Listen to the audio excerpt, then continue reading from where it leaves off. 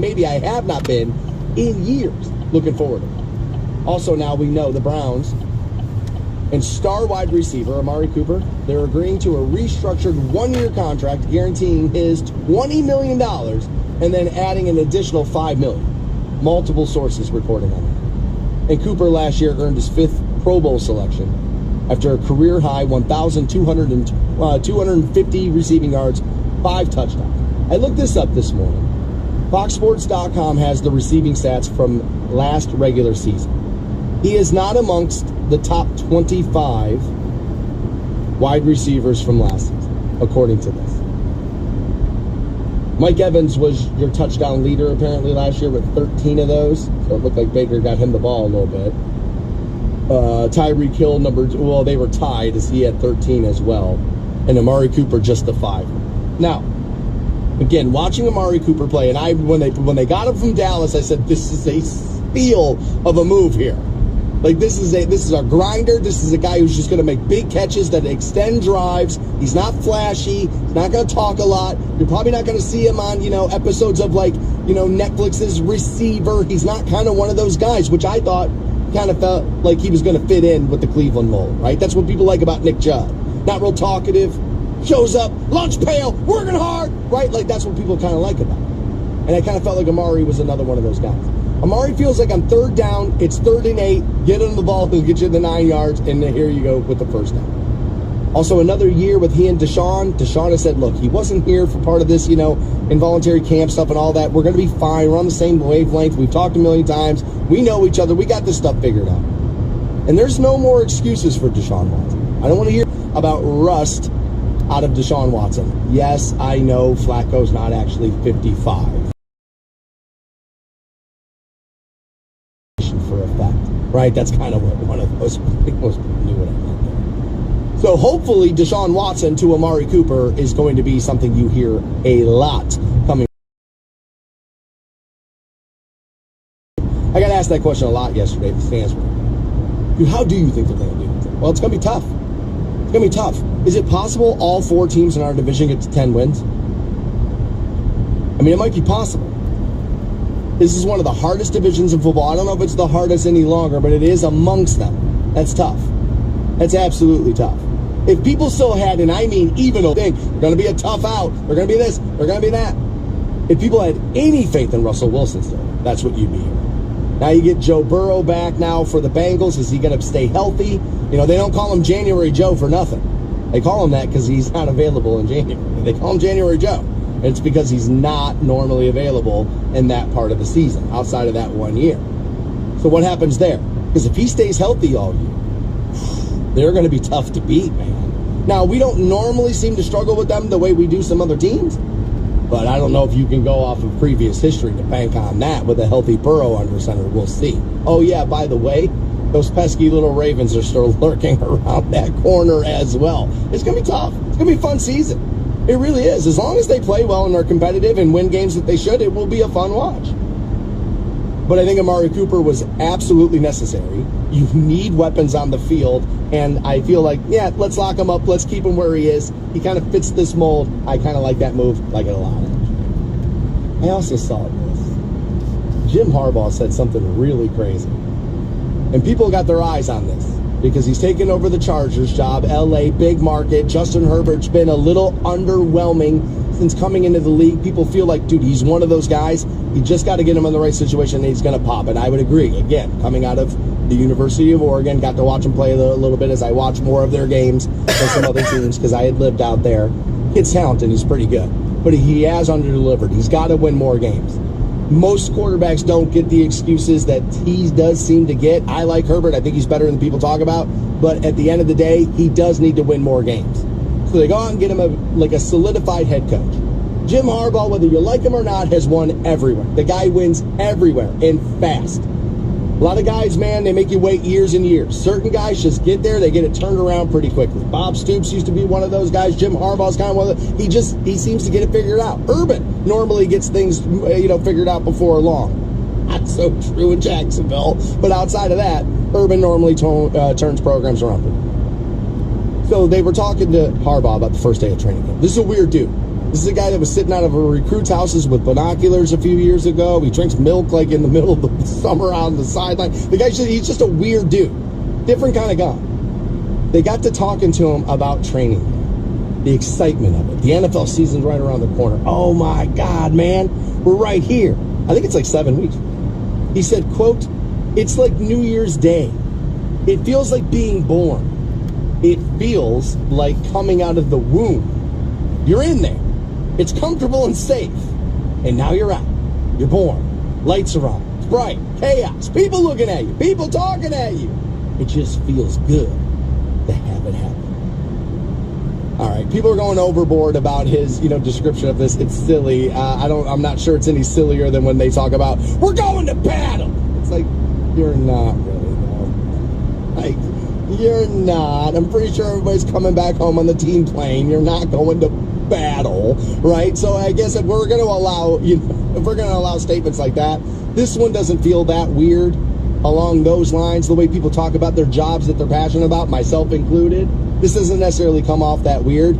But what I would say is that feels more like something you say about the season getting underway, meaning these games now start. We've been practicing. Now it feels like, all right, birth has been done. We're out there in the open. Now we have had our ass spanked. We're crying. And now we got to figure this place out. That to me is what you say when the season is officially started. Not that going to training camp feels like coming out of the womb. 9 a.m. I'll rock the bank with you. Get that first $1,000 keyword passed out. We'll also find out if you're cheating, whether you realize it or not. You might be. 9 a.m. All right, so it was a few years ago, I was talking about fame. And I said, well, it's a mile wide, inch deep. Because it's so spread out. The internet really did. And I said, this is like 5 years ago. I said, one of the most famous people in the country now.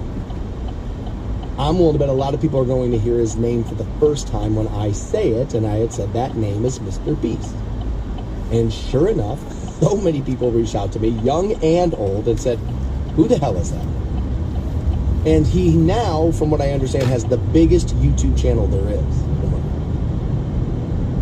And he's done some great videos. I don't watch a ton of his stuff, but I've seen some of the stuff that's gone viral. I'm like, that's a pretty good idea. Okay, all right. He's doing the whole, I'm being buried alive. And it's like, no, you're not. That's the oldest radio bit of all time. Nobody's ever been buried alive. I was like frozen in the block of ice. No, I wasn't. And like, you know what I mean? It's kind of one of those, but okay. Working on his channel known as Chris Tyson.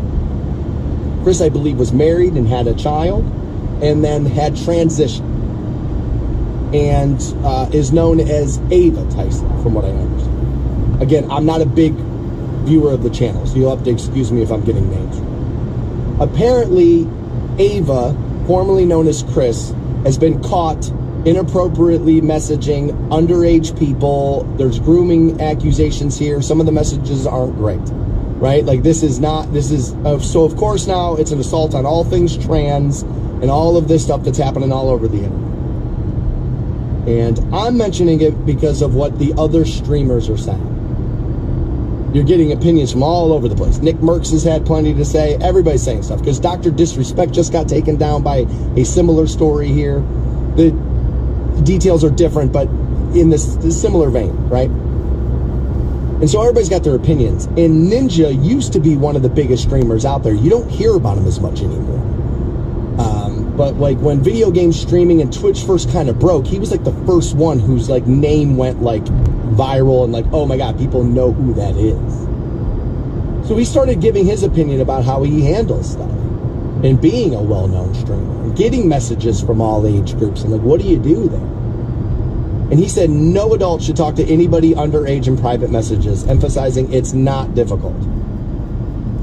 I understand why he's saying that. And I have had to tell an underage memory in your life. I have done stuff like that. He explained he only DMs his close male friends and other guys in the streaming community. Now, again, he's married, right?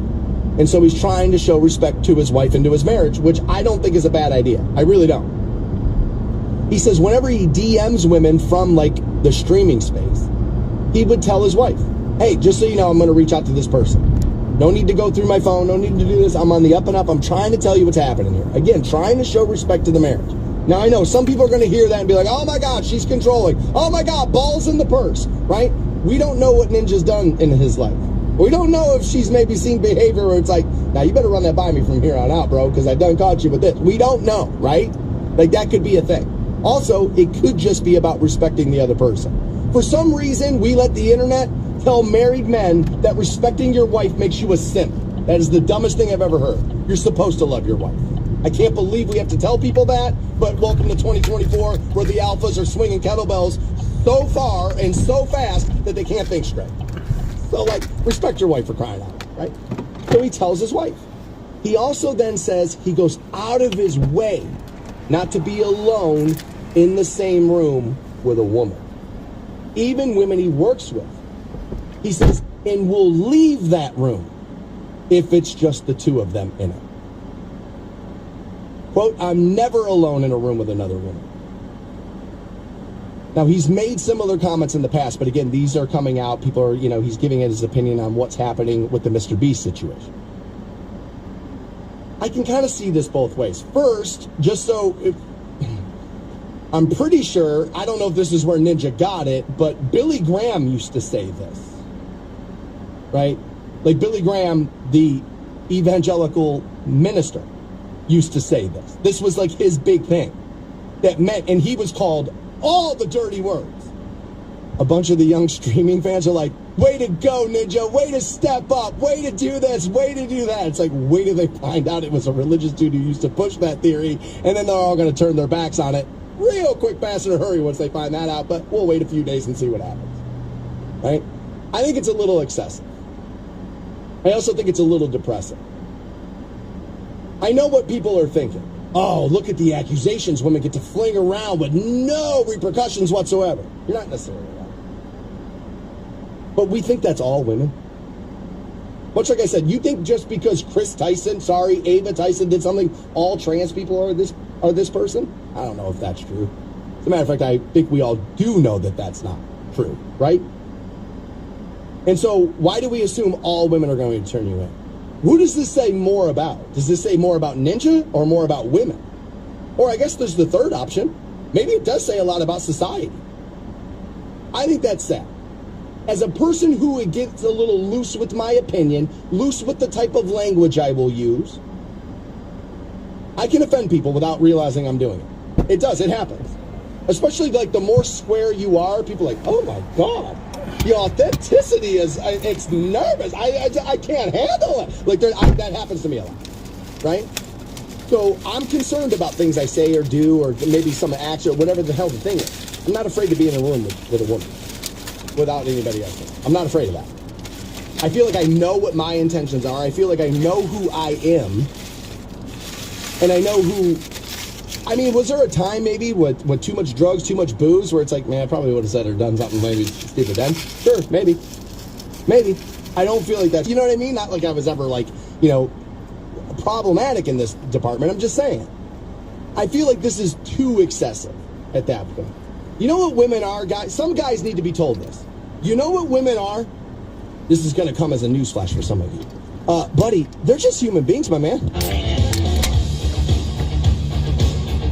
Keanu Reeves apparently is spending a lot of time thinking about the end of his life. We'll find out why, and whether or not you and I should be, that at 8 a.m. We talk dating and relationships a lot on the program because it can be a little bit of a sticky situation for people out there. I hear it's tough. I haven't really put my best foot forward out there again. Not necessarily looking forward to doing that just yet. I haven't been making the best decisions. Maybe take a breather, take a beat, and figure it out, right? And I'm not really into the dating apps. And when I talk about that, people who are in relationships like to remind me, well, we're in one and we found one like this, and you're very dismissive. And it's like, I'm dismissive of them for me, not for everybody, right? Just, I don't really want to feel like I'm going window shopping for a partner. Now, I know if I go to the bar and have a couple of drinks, I'm just waiting to see somebody attractive walk in. I mean, I essentially sort of the same thing, right? I get it. It just doesn't necessarily feel like me, right? Just doesn't necessarily. And there's so many of them. Which one do you use? Right? Bumble and Tinder and Harmony and Match and Hinge and like all these things, right?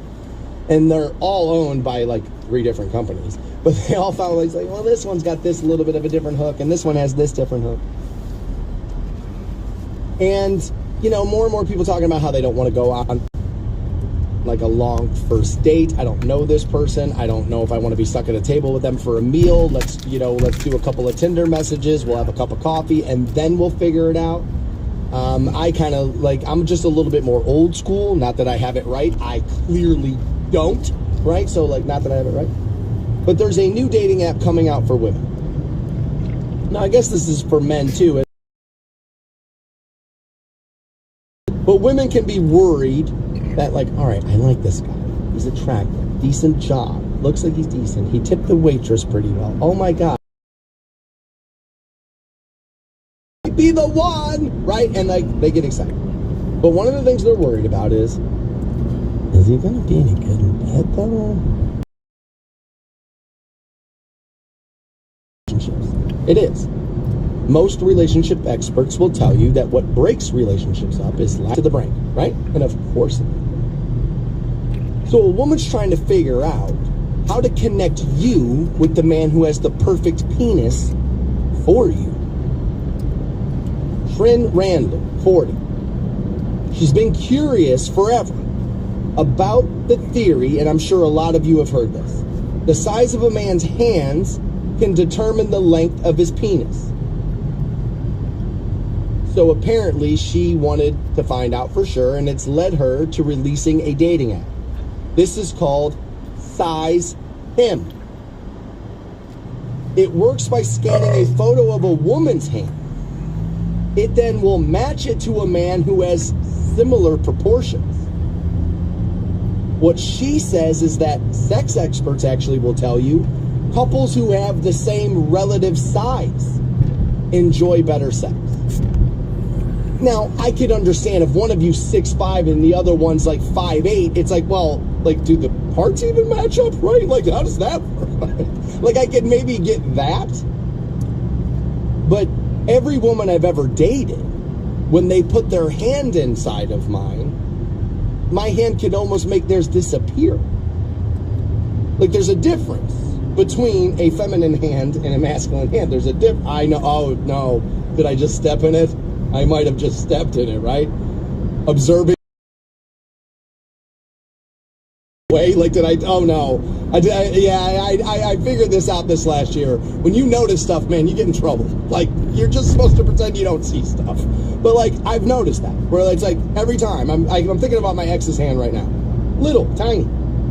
She's not necessarily little. She's like a regular sized person, right? She's the average height and weight of a woman and all that, she's, just normal, for crying out loud. But like, our hands weren't similar proportions. Maybe that's why we're not together anymore. But apparently, due to innovative, never been seen before, hand measuring technology. Again, she's a 40-year-old genius, according to her. Trin Randall, to figure out if your sex organs are a perfect match before you've even met face to face. There are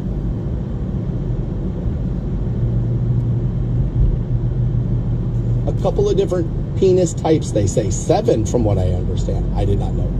I've heard that about personalities, that there's no more than 11. I'm an individual. Oh, not so much according to data, but okay. But what they do is they use calculations to tell you which of the 7 types, what match would be your favorite. Well, that we're going to get into next here on the Stansbury Show. 9 a.m., I'll get you paid out, rock the bank with you, that first $1,000 keyword. Also, people might be cheating and not realizing that they're doing it. And relationships is what we've been talking about, because a lot of people trying to get in one, right? I don't think anybody would rather die alone. I think people who say that are lying about it, at least some of them. And a woman has gone out of her way to create a new dating app that apparently is trying to get you hooked up with the right sources for sure, right? And so, her name is Trin Randall, 40, has created Size Him. And she was curious about whether or not I've heard a lot of these. Hands and feet, tall and lean, apparently have, that's supposed to be like a big penis thing. Tommy Lee kind of fits that bill. Having been worked out in a lot of gyms, I have seen a lot of the penis theories about who's carrying what be disproved pretty easily in gym locker rooms. Like, it's, it's like, though they can be true, I don't think that they necessarily have to be true. As a matter of fact, I know they don't. She has some innovative, never seen before hand measuring technology. And apparently you will then get the perfect date for you. They say apparently there's the curved up banana C shape, curved up towards where there. I remember hearing about that for one of the first times from a buddy of mine. Big shot.